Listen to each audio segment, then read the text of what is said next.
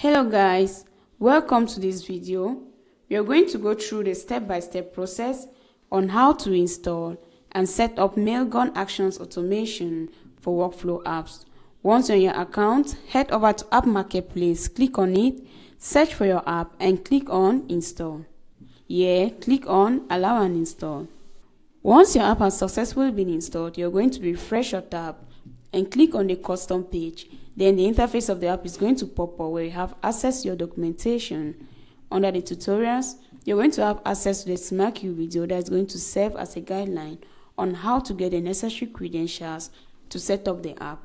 We equally have the setup, which shows the status of the app. Here, we notice that our app haven't yet been connected, but no worries, we're going to walk you through on how to connect and set up the app. First thing, we're going to head over to our account online. Once you're here, click on your profile menu.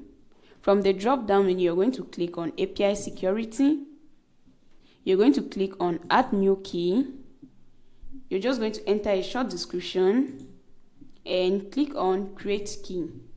There we go, our API key has been created. So you're simply going to click on the copy icon and copy your API key. Head over back to your account.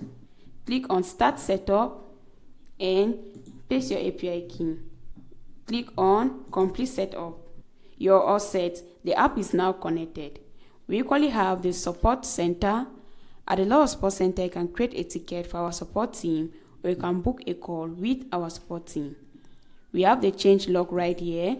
Under the changelog, you are going to see the necessary notifications concerning the new updates of this app. In order for you to receive these notifications, you're going to toggle on the notification button, enter your email and click on subscribe. And that's it. I hope this tutorial helped you get everything set up. If you need any help, our support team is here for you 24/7. Thanks for watching. Don't forget to subscribe to our channel.